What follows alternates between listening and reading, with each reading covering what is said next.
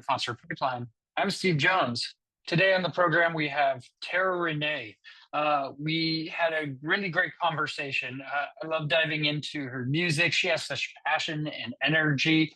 And she has we talk a lot about her debut album, which is called All I Have. It's out now. Recommend checking that out. And also her mentorship from Macy Gray, being able to tour with Macy Gray in Europe and kind of learn so much from her. We get into that a lot and some other really fun stuff. So we'll bring that in just a few minutes here. Before we do, I want to let everybody know a little bit about my ADHD brain. I was diagnosed in about seventh grade, back when we used to call it ADD. But this caused me problems sometimes. Yesterday was one of those examples where I was at a friend's house and I was looking at my calendar, looking ahead to what I have in July, and I'm planning to go to Red Rocks to see Andrew McMahon perform with his three bands, Something Corporate, Jack's Mannequin, and Andrew McMahon in the Wilderness, for this amazing set of music, 40 songs or something along those lines, where he's going to have three pianos out on stage. It's going to be an incredible experience, one not to be missed. And so I'm looking ahead to that trip. And also I have a friend, Colleen, who is having her baby very, very soon, like within the next 24, 48 hours.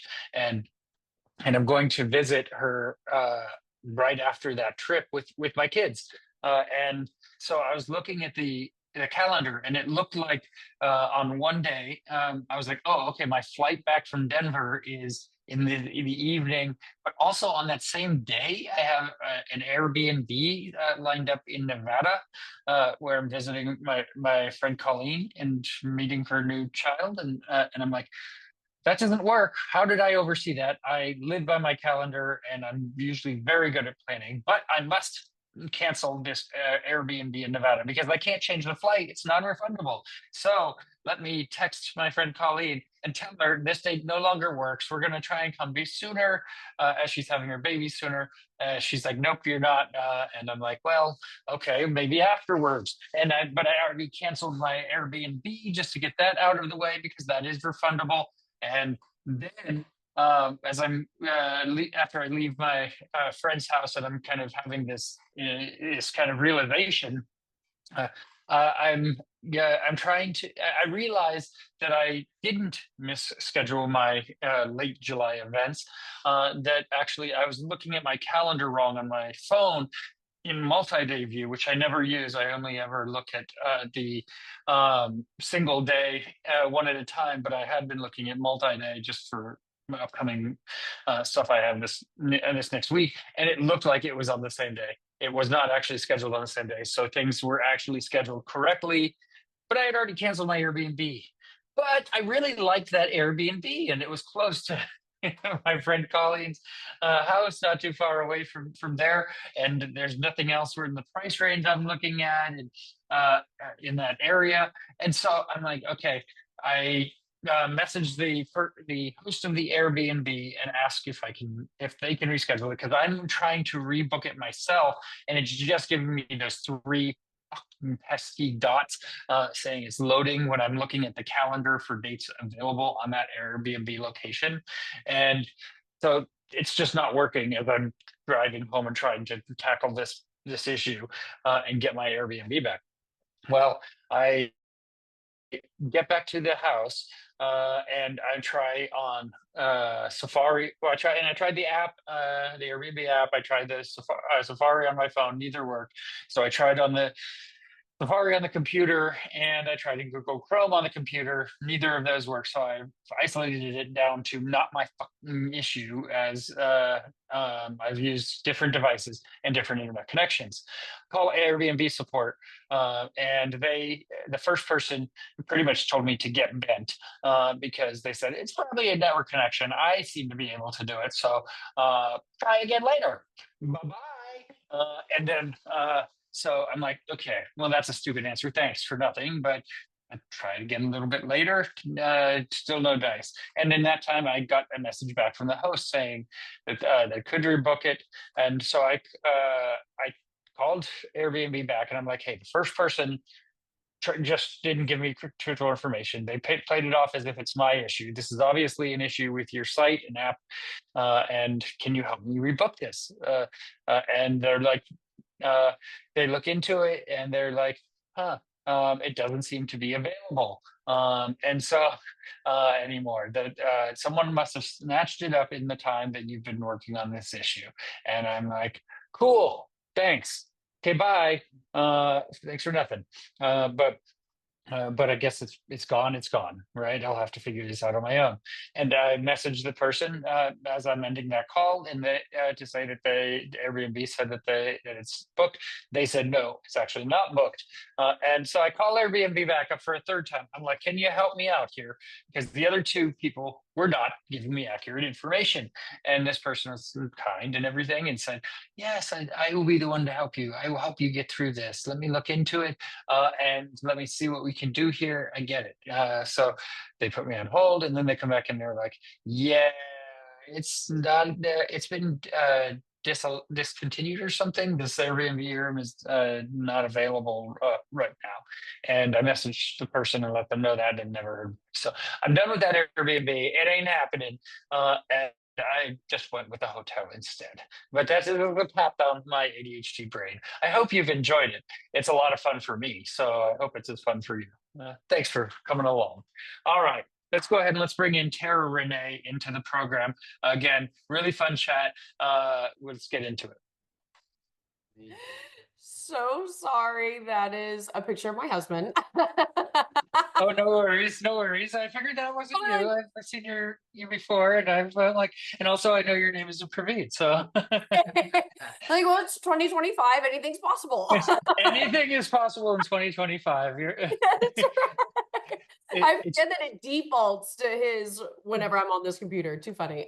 yeah, it's all good. It's about it's, and I'm sure he's a part of your band too. So He is, absolutely. He's a very big part. yes, yes. Well, I appreciate you taking the time today to chat, and I mean, but let me say I love your background, by the way, too. Like, I Oh, mean, you. thank you. Thank you. We love plants and instruments. And I did want to say thank you so much for rescheduling. I am so sorry about having to do the reschedule last week.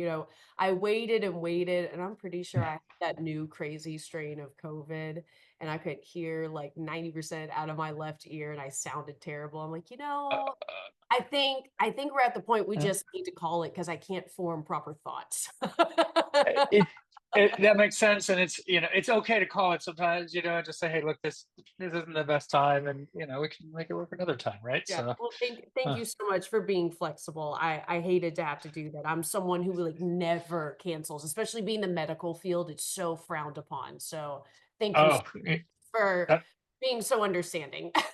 oh, of course, of course. How was your day treating you today? You're feeling better, and Much better. I still have like a little bit of residual congestion, but I'm like, we're like 98% there. I'm like, hallelujah. That was a rough bout of it. But luckily, I think I'm the only one on tour who got somehow.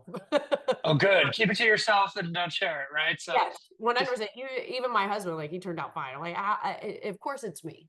of course, of course. Did you have COVID back in the day when COVID was a little bit more prevalent, or? I tell you what, Steve, I'm one of those people that prided myself on never getting it. I think I was 2 years in. I was like, oh, y'all are suckers. I never got it. And then 2 years in, I didn't get once. I didn't get twice. I got it 3 times since then. And I'm like, Oh no! actually, I think this is my fourth time. Wow, you're like making up for lost time, huh? Right. So, I'm like, that's what I get for being cocky about it, you know? yeah, yeah. Oh man, oh I'm sorry about that. Yeah, Yeah. and It's all right. Well, no. hopefully I have really good antibodies for the rest of the summer. So and at least it didn't hit till honestly, it didn't hit full throttle until the ride home. And so I thank my lucky stars. So you were able to get through the tour well and everything. Yeah, I started having a sore throat by like the last couple days, but I'm very privileged in that we were able to bring our own steroid pack with us as a backup just in case. So that warded off any bad juju until my immune system was like, "No, girl, we give up now." No, we're done. We're done. We need a break, and you're going to take it whether you agree to it or Yes. not. Yeah. So, Yeah. Yeah. So we just barely made it. yeah, yeah. No, well, I'm glad you're doing well now, and live to Thank tell the you. tale. Yes. Yes. Uh, so let's talk about your music a bit and like your past. I started at the beginning of your kid, So tell me kind of what did you listen to as a kid? What was on in your house? What did your parents play? That sort of thing. Sure. So I have always sang, I mean, as long as I can remember. And I think, the running joke is, I grew up in the 90s and I'm such a 90s baby. And I was definitely one of those 6-year-olds that sang like Genuine Pony that had no idea what it was about. I thought it was legitimately about like a horse or a pony. So, My but Little Pony, yes, named Genuine, right. yes, yes. And Heck I yeah. think like I altered the lyrics a little bit to what I thought I heard. But my mother listened to a lot of Mariah Carey and Celine Dion, and Selena. My father listened to a lot of 80s rock, and I remember a lot of Bob Marley. Mhm. But music was definitely very ingrained, and this was definitely the time when, everywhere we went, the radio was on. And, I always joke that if anybody decides to have a 90s contest where it's like, can you name that song or can you finish that song? I was like, my 5-year-old self just shines. I was like, I gotcha. I will win. Yeah, Please have one. I love yeah. the 90s. I personally love like Alanis Morissette, No Uh-huh. Doubt, Yep. Jewel, Nirvana. Like that's my time. Yeah, yeah, no, no, I feel that, and like, I mean, I was a kid in the '90s as well, and so I had this, same sort of, grew up on that same sort of music, and I got to meet Alanis one day and like tell her what her music kind of meant.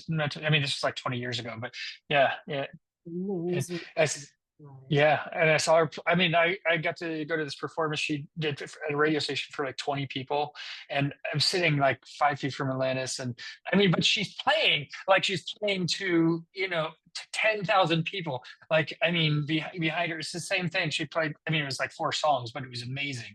You know, yeah, it was pretty incredible, and I mean, I was a big fan of No Doubt as well, and Yeah. Dave Grohl, but huge fan. I mean, of the Foo Yep. Fighters. So Yeah.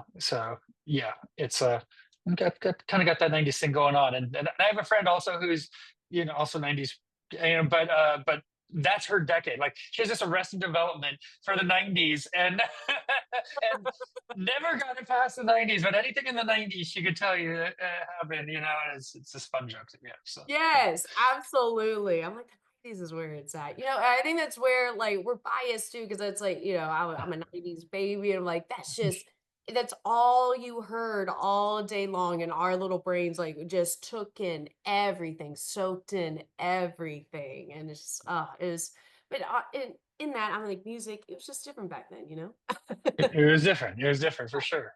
Yeah. And so did you keep a lot of that, like those influences, like as you grow up and kind of mold you into the music that you liked, when you kind of started building your own taste? Yeah, I think absolutely. Honestly, it's like one of the most flattering things is like to hear people even say, that song reminds me a lot of No Doubt or Gwen Stefani. I'm like, oh my God, I'm so honored. Or I get a lot of like Pink references and I love Pink. Yeah. She was a Yeah. little later. She was more like late 90s, early 2000s.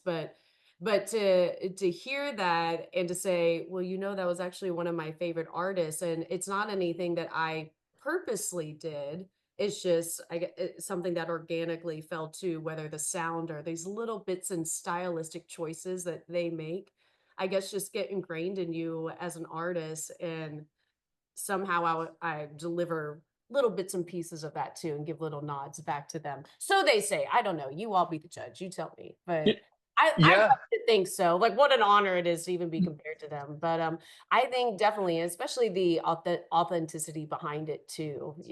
I love the storylines in the lyrics of older school music, especially of No Doubt and Alanis and Pink.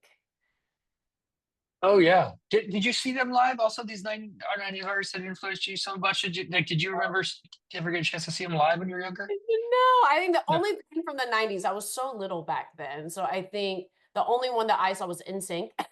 Oh, okay. The true like 90s one was probably NSYNC. I'm trying to think of any other concerts from back then, but No, I was so little, I didn't get to, but if they ever come through Louisville, or honestly, I'm finally in a stage in my life where now I can go travel and see them. So 100%.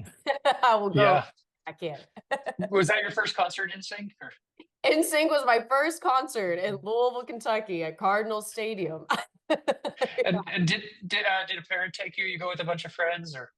I went, with my cousin, yeah, I think my uncle took me, my cousin, and maybe a couple of her friends, and it was just the coolest thing ever. That whole stadium was packed. Yeah, yeah, probably pretty. I mean, amazing experience for sure. So, It was cool. did bands stop through Louisville, Kentucky that often, or was it just more of a rare, you know? You know, we're growing. We're definitely like on the map, and at least now I'm very like we're flattered to say that a lot of people reference us as the mini Nashville. So we're definitely growing. I wouldn't say it's one of the bigger cities in the US, but it's definitely one of the bigger cities in the Midwest, at least. Yeah, Yeah. yeah, for sure. And so, tell me about kind of the decision to start kind of making music yourself. Like, I mean, when did you find that kind of creative bug? Sure. So, to be honest, I've sang and songwrite all of my life. And I know there are a lot of journals like back at my mom's place. I'm sure she never threw away that I would love to go through. But I actually stopped singing when I was 14. And before that, I always participated in choirs and church choir and plays and any opportunity I could get my hand on. And unfortunately, I had a bad experience at an audition in LA when I was 14. I made it to the Mm, finals. I flew out to LA. And unfortunately, after that really bad experience, I think in my teenage mind, I just really internalized that the wrong way. And I didn't take it as a moment of learning or growth. And I took it as a moment of, I'm going to let fear steer my ship now. And I never want to go on stage again. And so after that experience, I never stopped writing and I never stopped singing, but I stopped performing and I stopped telling people about it. And it went from this is more just for me. And now I'm going to look for, well, what do I need to do realistically in the long run to build a career and build for myself and my future family. I lost my father at a really early age, and my mom kind of told me after that audition, well, if we're not going to go full throttle to singing, you need to figure out some sort of way to take care of yourself in the future. And so that's why I went the medical route, the nursing route. And I think after I built my safety net I got my mhm. doctorate a few years ago. And I think that's when I was like, I felt a little more brave to re-enter the other part of me that has always existed. And so my story of re-entering music really started around COVID. So my husband, who is also a physician, uh, Yep, yep.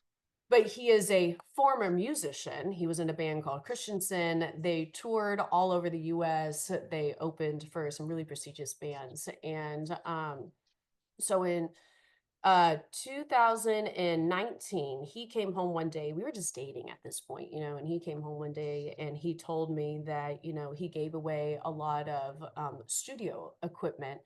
And unbeknownst to him at that time, actually, like I loved to sing and songwrite. And when he came home and told me that, I was so upset, and he was so confused as to why I was upset, and he's Yeah. I don't understand, like, this was a good thing, like, we just donated, like, this is a nice thing that I just did, and I go, "No, I know, I get that, but I was kinda hoping that sorta, like, maybe, like, I don't know, that we could collaborate one day because I kinda sorta like sing and songwrite in my spare time, and I know I've never told you, but I do, and now I'm really upset because I thought maybe we could, write together one day."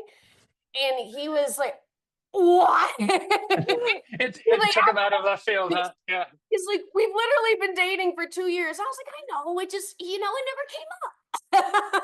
And you're still writing songs during that period of Yes, time, yeah, also. and it's more like, I journal in my little notes section of my phone. I'll record like a video, like, and I'm driving and I think of like a lyric line and so anyways, and he goes, "Okay, well, let's hear you sing." And so I started singing to some random, over YouTube, and he's like, "Oh, okay." Well, and then COVID hit, and after Mhm. us just kind of jamming to cover songs, we decided, well, let's write together. Let's just see what happens. And that kind of became our thing over COVID. It was Sunday mornings. Let's pop a bottle of champagne and some orange juice. Let's make some mimosas and just get creative because, in all honesty, there's not much else to do. So why not take this opportunity to do things that we really love? And it's crazy to think that we actually wrote like this full, like we didn't release it, but we have this full album of demos that we wrote. And so anyways, with that being said, we're gonna this is gonna be a really long-winded answer, okay, but I'm getting there. I'm It's getting good. We're good. Yeah. and so anyways, we had a bunch of demos, we wrote all year long. Flash forward to 2022, Praveen and I get married. And we Uh-huh. told all of our wedding guests, we don't want any gifts. We live in a small condo. There's not a lot of room for things. It's already, complicated with all the plants and instruments that we have. So, anyways, if you all could just give us memories, like let's go on a dinner date, let's go to the movies. And one of our friends said, well, you know what? For my wedding gift, I would love to take you to a professional studio to see what that's like. And but also one of my very good friends is Macy Gray, and I would love for you to meet her. Revolving Recording Studios, right? What, say that again? Revolver Recording Studios, right? Yes, you got it. Yeah. Yes, yes. And of course, the only time that that opportunity was open, that invitation was open, was immediately after our wedding, and we got married in San Diego. And so we literally took an Uber to LA after San Diego. Really? And I told my friend now, and I lost my voice at my wedding because we partied and danced all week long. It was a several multi-day Indian wedding. I ended up singing at the reception, so my voice was gone. And I told my friend, I was like, now if this is a setup for you to tell somebody that I sing or whatever, this is not the time. We are Uh-huh. really there to see what a professional studio looks like because that's so cool because we've been recording everything like literally in this room. Yeah. And Yeah. like, I love Macy Gray. I just want to meet her. So don't like make this like some ulterior motive like type of thing. Like we don't want I don't want that. That's just not like anyways. And he's no, no, Tara, I'm not going to say anything. Like this is just for you all. This is just a cool experience for you guys. I was like, okay, all right. Well, I'm trusting you now because I literally sounded like this. Yeah. Yeah. So, anyways, we get to the studio. Macy Gray opens the door and immediately gives us a giant hug. It was like the coolest thing ever, as if she had already known us forever. Yeah. And they asked us to play a couple songs by Colby Calais because the producer there had produced Colby Calais. He wrote a lot of songs for her, and I said, "Oh my God, I love Colby. I grew up on her." And he asked me to sing, and after I sang, he said, "Well, he's like, I heard that you all actually write your own stuff. Would you like to perform any of your own stuff?" And I thought to myself, I'm like, I told Michael not to say, Right. Right. but apparently he already did. And so I was like, well, cat's out of the bag. What are you going to do? And I was like, we're going to say yes, of Yeah. course. Yeah. Yeah. And so Praveen pulls a guitar off of the wall and we start playing some of our original songs that we had written. And I guess they liked it You because liked it? Yeah. later we get a call from that producer and Macy and basically saying, guys, like we really think like you have like a really cool thing going, like your writing is really good. Like the talent is there. You just need to learn like how to actually polish an actual song and get it, release ready. And from there, like she really took us under her wing and taught us everything. And now we just finished a European tour. So yep, there's that. Yeah, yeah. I mean, that's huge, and yeah. So I want to hear about the European tour, but let's kind of finish Yeah, that crazy. chapter a little bit. And of course, I mean, Macy Gray. Obviously, I mean, I've seen so much, but you talk about her a lot because she's such an influence. But I want to know, kind of, Yeah. what have you gained from her as a mentorship? Like what are some of those takeaways You know, you learned? and Macy has really been so unbelievably gracious and generous with her knowledge. And that was really from day one. We joke that she kind of put me through pop star boot camp. Yeah. And that for it was almost a year. Every single day, I had to send her a video assignment. And these video assignments were anything from showing proof that I did cardio and singing that Uh day, huh. Uh or huh. a performance assignment showing like how you perform this style song, or a stylistic technique assignment, like singing anywhere from like Nina Simone to Nirvana. You know, we went through all the decades. Like, can you conquer what her style is versus like a rocker style? You know, She put you to work then. Yeah. really put me to work. And you better believe, come 5 p.m. Eastern Standard Time, or I guess she was on Pacific Standard Time. So come 5 p.m. her time, if I had not submitted my video, I was definitely getting a text like, "Hey Tara, where's your video today?" I was like, Yeah. you know, I was just about to send it. I'm on it right now. And she was Yeah. so serious, which is awesome. But I think I was even like a little taken aback by that. You You know? weren't used to that discipline, you know.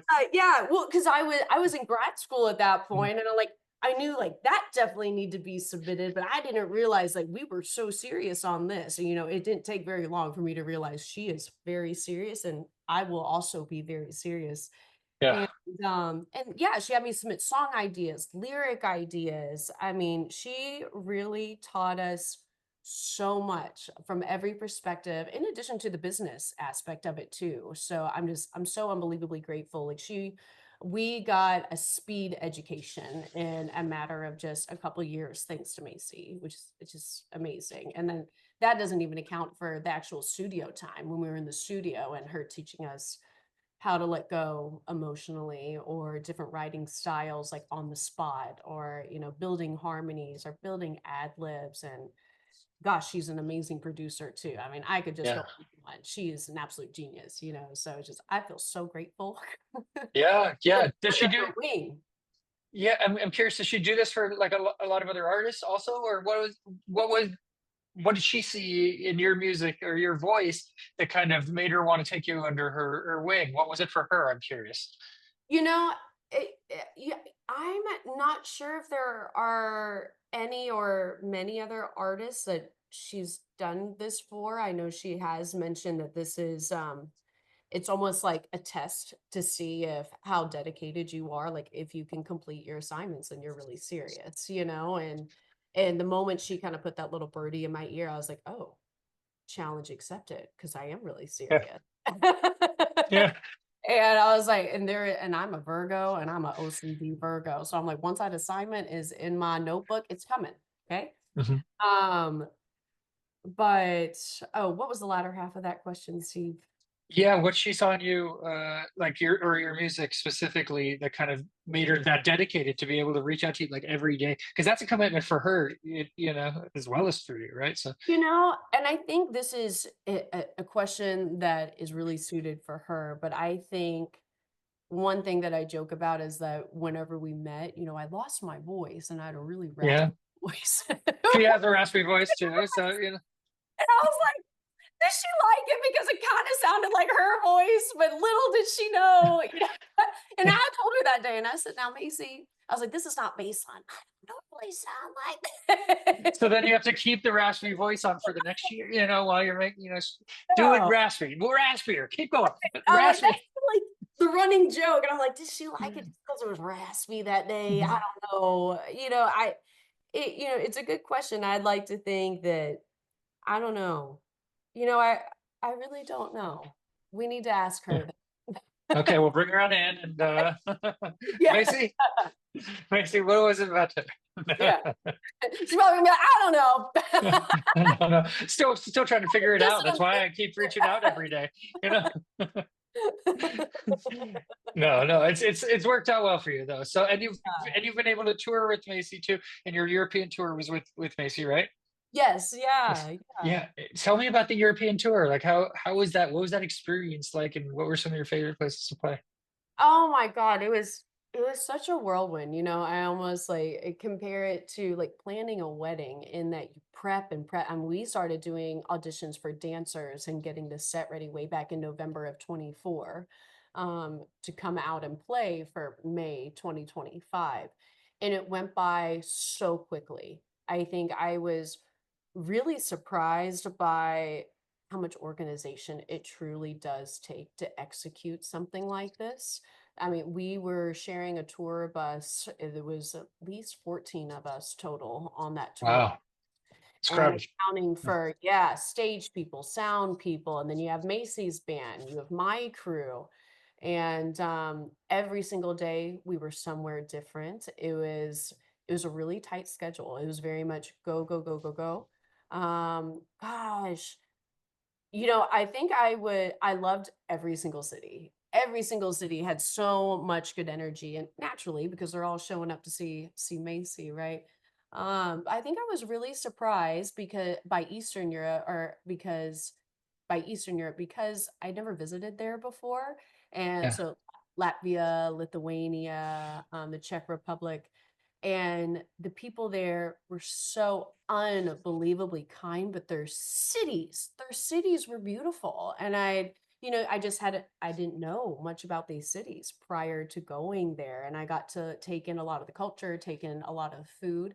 And one of the best things about tour is that every single venue, which I didn't know this was a thing, and I'm not Yeah. sure if this is a regular thing, and maybe we were just spoiled, but every single venue had a chef and they prepared dinner for us before the show. So if I went on at Wow. 7:30, typically dinner was served around 6, and they would have everybody on the tour bus sit down, and they would make us this amazing local cuisine. So it was nice that even if we really didn't get to explore all that much in the city, at Yeah. least we got to experience a lot of the local food just because the venues were so awesome and provided that for us every single night. And it was some good eating.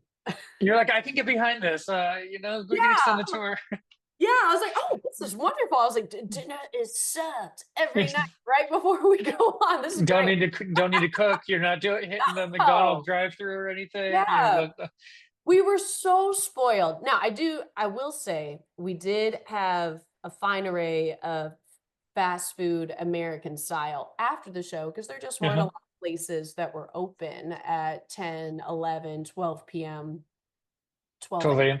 Yeah. 12 a.m. at night after the show. And so more often than not, it was KFC or McDonald's. And it was nice to have a little taste of home. And of course, we're from Kentucky, so the KFC jokes and we're nonstop on tour. Of course, of course. So you're like, okay. Yeah. Yeah.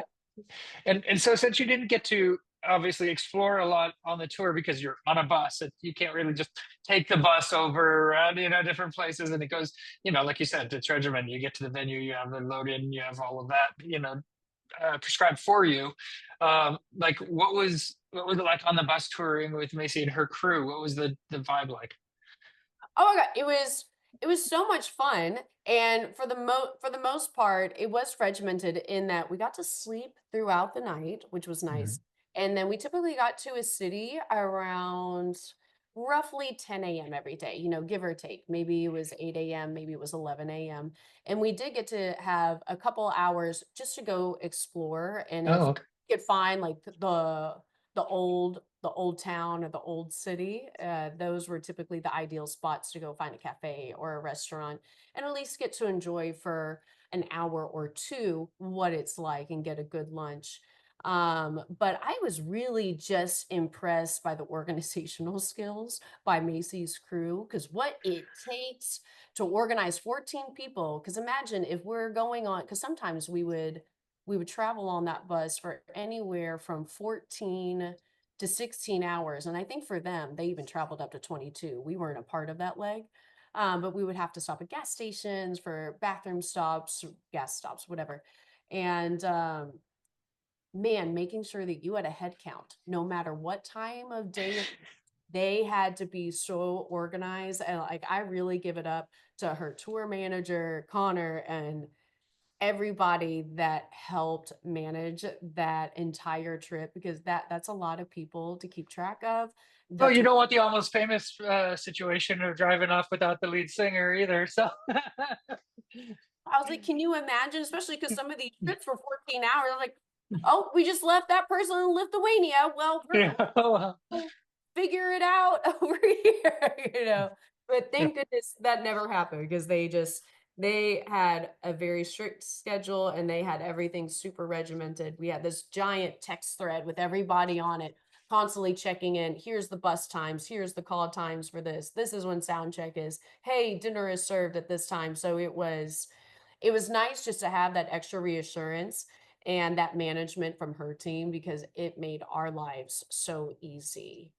Because Yeah. I feel like something like that, that type of management, that organization, if you don't have it, that type of trip can go downhill so quickly. And thankfully, Yeah. our experience was very, very stress free. Yeah. Yeah. That's well, that's good. That's a good thing to to not have a bad experience with. Yeah. And everybody got along well on the bus and everything, right? Like it was Yeah, just a everybody fun got vibe. along well. Yeah. So, it's although we're all working together, we really formed a family by the time it was all said and done. Like there was a really, really strong bond there. And it was nice to, they were just so welcoming to us. And on our very last show, it was really, really nice of them. They all, and Macy planned a cake for us, like a going away cake. And we had like a Mm. little bit of a party, and my whole crew and I included just started tearing up because we didn't really want to go, because we didn't want to leave our family. We had formed this bond with these people, and it was really awesome of Macy because she actually had family bonding nights. So in the 3 weeks that we were with them, we had one night where we all went out bowling in where did we go? I think it was Skive in Denmark. I believe it was in Denmark. We went to a bowling alley and we hung out for more than a few hours. And this bowling alley was really cool because it had like a giant adult obstacle course that we all got to play on too. Uh-huh. And then another night we had a cooking night. So every member of the crew took on one dish, and Praveen and I took on bringing the cocktails. Good one to have. Yeah. Yeah, so we had a lot of just like round table family bonding. So it was really hard not to just fall in love with each and every person. It's just Macy does a really good job of like keeping the crew tight, which is awesome. Yeah. Had you seen her live before your interaction with her in the studio? For the first interaction, no, I'd never seen her live, but since I'd seen her, of course I'd listened to her music forever, and I Yeah. knew I Try and My Sweet Baby like the back of my hand. Um, but of course after we've met, I've seen her, oh my goodness, so many times Of now. course. And come to find, she actually plays in the Midwest a ton, so now we never miss a show. Now you have no excuse, right? So Yeah. yeah, it's cool. I saw her in 2000, I think 2000, in San Francisco at a festival Oh, very good. out Amazing. here, and I was yeah in the front, and so yeah, she puts on a good show. She really does. Yeah, yeah, An amazing stage presence, and she's so funny, and like she's yeah, always working. She's always touring, she's always doing some sort of performance, and she stays really, really busy. I really respect the grind. yeah, yeah. That's awesome. Let's talk about All I Have, your Sure. debut album. Uh, the, the first one of the songs I want to talk about over and over again. It's about like single life and navigating toxic relationships. Tell me Uh-huh. kind of about going in and the song and what it meant to you. Sure. Well, you know what, Steve? So this is one of those funny ones that I always joke on, because it was one of the very first ones that I had written with Macy, and Mm. I didn't really think about it at the time that, oh, what I'm writing, I'm eventually going to have to talk about. And I'm a married woman. Uh, And how are we going to talk about this one? yeah. Because Well, I'm just, some of those artists, right? Like, I mean, there's artists that kind of have that same thing. It's like it sticks with them. Or you can even take No Doubt as an example. She had to go ahead to keep playing with Tony after they had broken up and everything. That's going to be a little uncomfortable. So, yeah, you it's know, like, you don't really have foresight to this. And especially me, honestly, I think I'm still processing that people can hear the things that I write in private, because these things really and truly are my diary. And Praveen and I do this, it's therapy and it's fun, and it just kind of naturally flows out.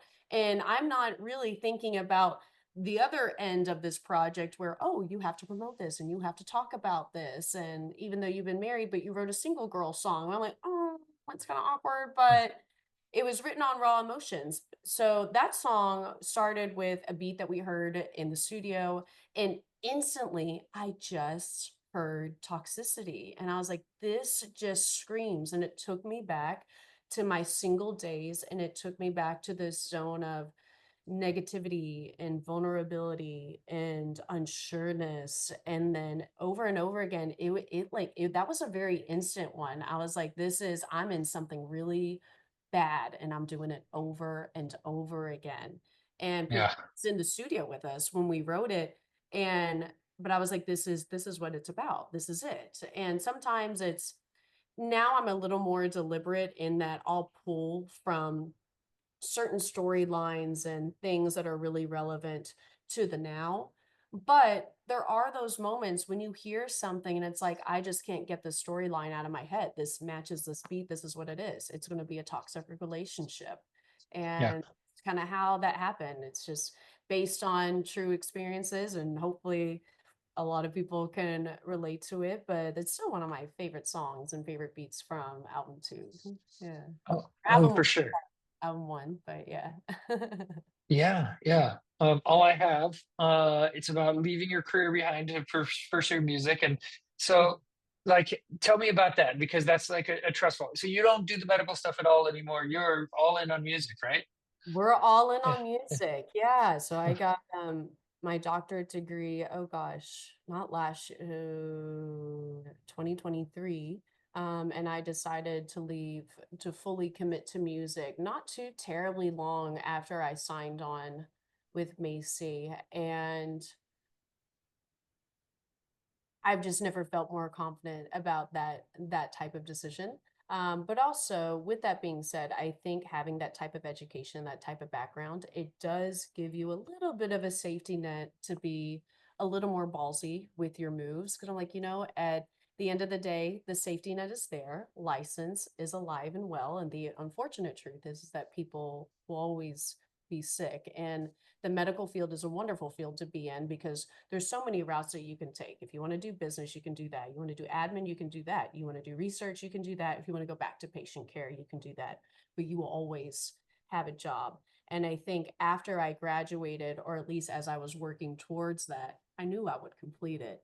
And, I was like, this opportunity is now, and it's a really weird one. And something is just telling me that we should go for the thing that's really making me feel liberated right now. And apparently people think I'm like kind of okay at it. So why not give that 14-year-old a shot? Because she gave up on herself a long time ago. So let's revive her now that she's found her confidence again. So that's what I did. Yeah, yeah, no, for sure. And you have a song on your album also, Safety Net, Mhm. which is really about, I mean, something you started to tell me about a little bit earlier, right? I mean, about that audition that didn't go well, and you kind of left after that, right? So, Yeah. how did, yeah, what was it like for you revisiting that and kind of putting that into a song? I feel like that's a really special one because that is really truly about my journey of I had a fear of flying and I let fear steer my ship for so long. And when I made the decision to not only start recording and to tell people, no, actually, this is what I do in my spare time for fun, but also hey, I'm going to try to do this crazy thing that I know it's like really, really hard to make it in, but I think I want to give it a shot and just see what happens. It was I had to fully commit to that and I had to let go. And that song was very much just a liberation song of it's a trust fall, but I'm trusting myself and I'm my safest bet, and I know no one will work harder than me especially on myself. So let's just give it a shot. That was a really good one to release and to write, and for hopefully people will hear like that's truly a magnificent 3 minutes of what transpired in a very short amount of time. Yeah. What is the reaction to these songs and when you're playing them live, like on your European tour and stuff? Like, are you like happy with kind of how people are responding to it? I am. It is, it's really cool. So on tour, when you're an opener and you're the very first song, it's you can kind of feel that people are kind of like, okay, who is this? What are we doing? Never heard of you. And then by song two, you can see that they're moving a little bit. even if they're resistant, they're like, okay, it's not Macy, but we kind of like her. She's kind of funny and it's a good beat. Okay. And then by song three, where I really start talking about like our story and what we're doing and why I'm here, how I know Macy, it is really interesting because I felt there was a little bit of an energy shift in the room where, oh, I got him. And it really, I got him through not only the music, I got him through just talking and talking to him like I would a friend.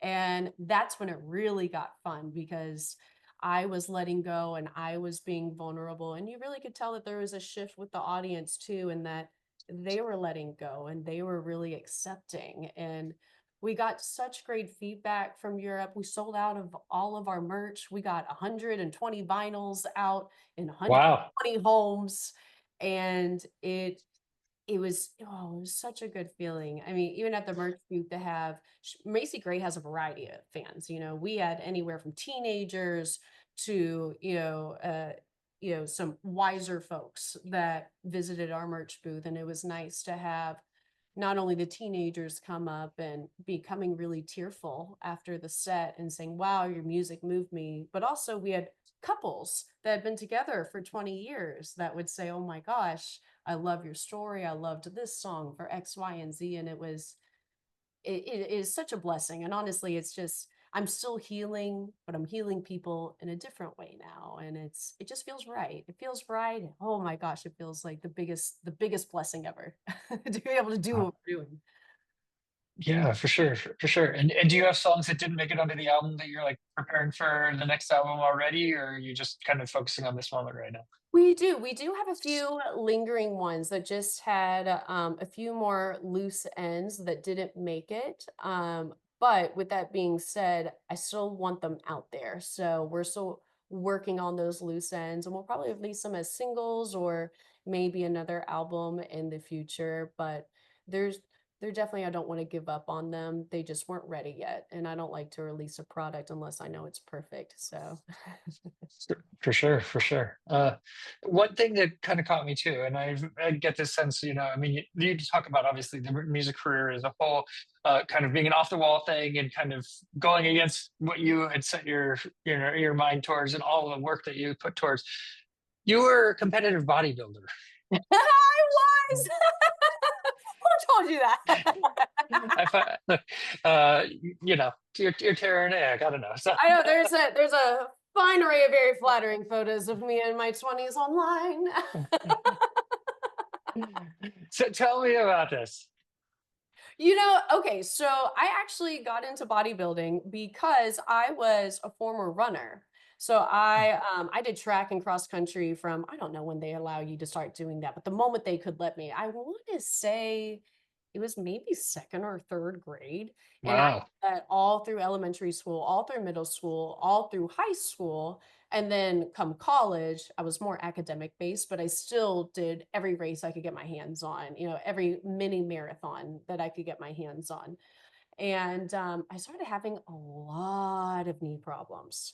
And, I went to more than a few doctors, and every single one said, Tara, you have to stop running. If you do not stop running, you 110% will have a knee replacement by the time you're 30. And all of them recommended you really need to find other ways to build the muscle around your knee to protect it. And I'm just naturally a really competitive person, but with myself, not necessarily with other people. And I just like having a goal. And I was like, but if I don't have a mini marathon or if I don't have some sort of race that I'm working towards, well, I need that. Yeah. The degree is only every 4 years kind of thing. I need something like every year. Oh yeah, yeah. No, I'm like that too. I need to Yeah. have the milestones and markers, and like, yeah. Yeah, it's like it's nice to have a goal. And then I got into the thought of, well, I started lifting a lot.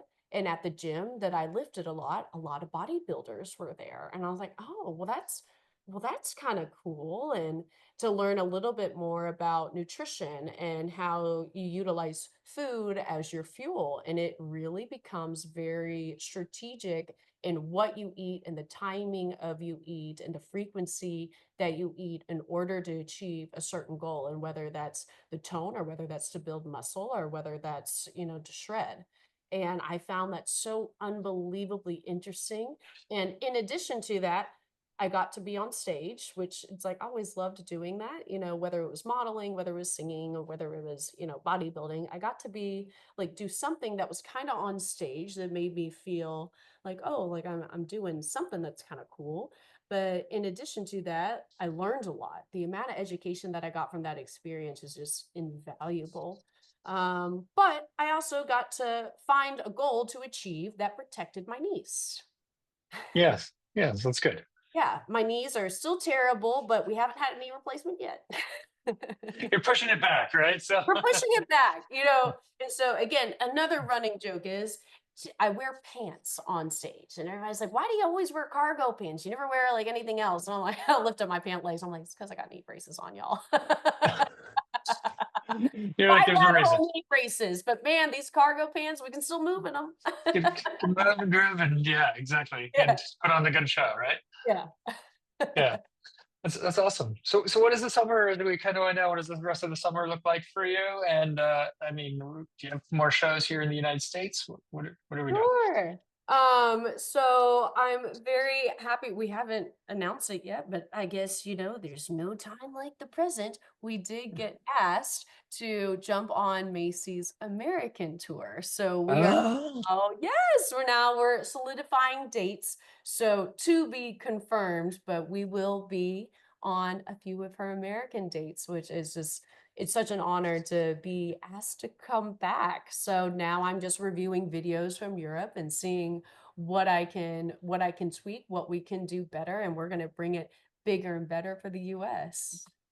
yeah. Is it like Midwest, West Coast, East Coast? What are we looking without? I think it'll most likely be Midwest because we're in Louisville and logistically it's a little easier for us. But you know, to be announced, or maybe Mhm.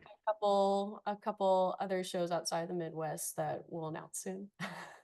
That's exciting. This is something to Yeah, look forward to here, right? So yes, yes, absolutely. that's very cool. And Tara, I'm so excited for you, and I'm glad you found like that mentorship and that drive, and someone who will nag you every day to keep it for your craft and everything, right? Yes, yes. Oh, I'm so grateful for her. Yes.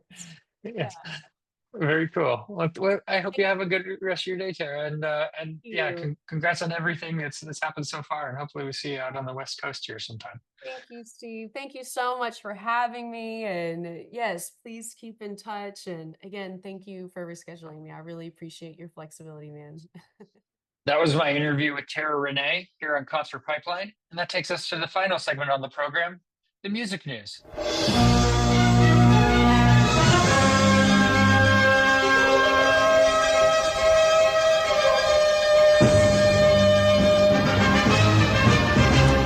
Got a couple stories to wind out the program today. First is about MTV. They're going to play music videos again ahead of the VMAs. This is really exciting stuff, everybody. Gen X and millennials rejoice. MTV is going back to playing music videos. But there's a catch. It's only for the lead up to the MTV Video Music Awards. Paramount made the announcement earlier this week. It's an unprecedented week of 24/7 music videos across MTV2, MTV Live, and MTV Classic, both classic and current, in a revival of the brand's early DNA, reimagined for today's audiences, this press release explains. Past VMA winners and legendary MTV personalities will return to curate and spotlight their 7 favorite music videos of all time, offering fans an intimate glimpse into the music videos that shaped them. I'm sure Matt Pinfield will join back up again. That's awesome. We had him on the program a couple of years back, and he was just such a great, cool dude. I wanted to pick his brain forever. I'm sure he'll be back. But yeah, MTV, obviously everyone knows, became overrun with reality television programming, which brings in ratings far more than music videos, I'm sure, and they lost the M in the MTV piece of their name. But there's another catch in that it seems to be on the TV channels, which is like, okay, I don't know anybody who watches TV direct anymore, really. It's all through apps, it's all streaming. So what's the point? If you want to look up a band's video, you can look up Miley Cyrus, Wrecking Ball video or whatever. I don't know where I pulled that from, but you can look up a video on YouTube and find it if you want it. It's fun to just, I guess, have that nostalgia maybe of sitting back in like we did back in the day and just having music videos on and discovering bands and that sort of thing. But it's just that the moment has passed. MTV gave it up when they went reality television, and that moment is no longer there anymore. So congratulations, MTV. I hope that works out well for you. Blink-182's Mark Hoppus has a theme song for the new Iron Man cartoon. It's a Disney Junior series and Marvel's Iron Man and his awesome friends. And Mark Hoppus shared the song, totally awesome, the theme song for the series. It finds Hoppus introducing the show's three protagonists: the titular Iron Man, plus Iron Hulk and Iron Heart, while singing about the power of friendship. It's totally awesome when I'm with my best friends. It's better than chocolate. It's better than weekends. Okay, that's all I got there. Mark Hoppus is amazing and he's great. So anything he does is great. Obviously, not my market for television, but that's really cool for him that he did that. The Smashing Pumpkins shared some details around Machina's 25th anniversary reissue. He said Machina was meant as our swan song, and it was truly a labor of love to bring it to fruition. And the reissue of their 2000 albums, Machina and the Machines of God, Machina 2, The Friends and Enemies of Modern Music. It's an 80-song vinyl box set, which will be the first time the two Machina records have been reissued as a double album. It's going to be available exclusively through Billy Corgan's Madame Zuzu's Tea Shop in Highland Park, Illinois. So maybe you have to go to Illinois to get these. I don't know. But it's going to have all 48 tracks from those two Machina albums, 32 bonus tracks of demos, outtakes, and live performances. Comes on August 27th. I guess you can pre-order it online as well. So stay away from his coffee shops because people crash into those at his coffee shop. It's happened several times, and so I'd maybe just buy it online, huh? But they're excited about that, and I want to share also recommendation to check out Concert Pipeline's Flashback Friday series on YouTube. Every Friday, I put out footage of some sort that is from back in the day when I did Concert Pipeline, is like a television show, and recorded bands when no one had smartphones and was able to. So I'm going back down nostalgia train on Friday, and Smashing Pumpkins was, I believe, the most recent one I dropped. Where you could hear some of their hits from their set that I saw them at in 2007 at the Fillmore. Really recommend checking that out on our YouTube page. Okay, and last story is this upcoming concert that I wish I could be a fly on the wall at this coming week. It's on July 5th. Some of the biggest names in rock and metal are assembling to pay tribute to Ozzy Osbourne and Black Sabbath at the Back to the Beginning farewell concert in England. Some of those names include Metallica, Guns N' Roses, Tool, Slayer, Steven Tyler, Pantera, and many more. Ozzy's longtime guitarist, Zakk Wylde, who back in the day I interviewed several times, such a cool, awesome dude, and one of the best guitarists out there. So amazing. Revealed that all of the artists on the bill will be covering Black Sabbath songs, as Osbourne is only expected to be able to perform bits and pieces due to his ongoing health issues. So I don't think he's making a big commitment for himself. Other than he'll be there, he'll play a couple songs, you'll see him. But a lot of other people are going to be doing the heavy lifting. He's not in a great spot, and you wanted to do this one last, blowout concert, which it looks like it's going to be very, very cool. Ultimate Classic Rock speculated about who's going to be playing what songs from the Ozzy and Black Sabbath catalog. Of course, Black Sabbath's playing. They should most likely be playing their biggest hits, including Black Sabbath, Iron Man, and Paranoid. Let's see, Metallica is going to be playing. They've covered Black Sabbath songs in the past, including Sabra Cadabra and A National Acrobat on their 1998 Garage Inc. album. They've helped induce Sabbath into the Rock and Roll Hall of Fame in 2005 by performing Iron Man and Hole in the Sky. They've covered Paranoid a couple times, War Pigs. I saw Zakk Wylde do War Pigs when he was with Black Label Society, and we interviewed him the first time back in like 2003, I want to say. And that was so awesome. They're going to be doing that. Guns N' Roses, Axl Rose solo piano rendition of the Billboard song "Technical Ecstasy," a rarity. It's all right. On their live era album from '87 to '93, and Tool. Let's see. I mean, it just goes into every band that's playing and what they may or may not be playing. I love that this exists because it's just such a great speculation about what we're going to see. And I'm going to be checking out that set list, trying to find videos online because didn't get tickets, not hopping over the pond to England. Steven Tyler, they're speculating "Mama, I'm Coming Home" possibly. If Ozzy Osbourne's not doing that song. It's a lot of fun. So check that out at ultimateclassicrock.com if you want to check out those songs. So, all right, let's talk about what we have coming up next on the program. Next week, we are going to have an interview with One Night in Queen. It's a lot of fun because we'll get into it next week, but it's a very awesome Queen tribute show with Gary Mullen and the Works, and they're going to be playing at Mountain Winery in Saratoga on July 18th. I'm going to be there with my boy. And we're going to be checking out the show, and I'll bring some footage back from it after for the podcast as well. Also, John McAndrew is going to be coming up in the following week, and we're coming up on episode 500. Right around the corner in August. So excited to have a really fun episode 500 show also. Lots of fun stuff coming up in the coming weeks. So for all of us here at Concert Pipeline, I'm Steve Jones. We'll catch you next time.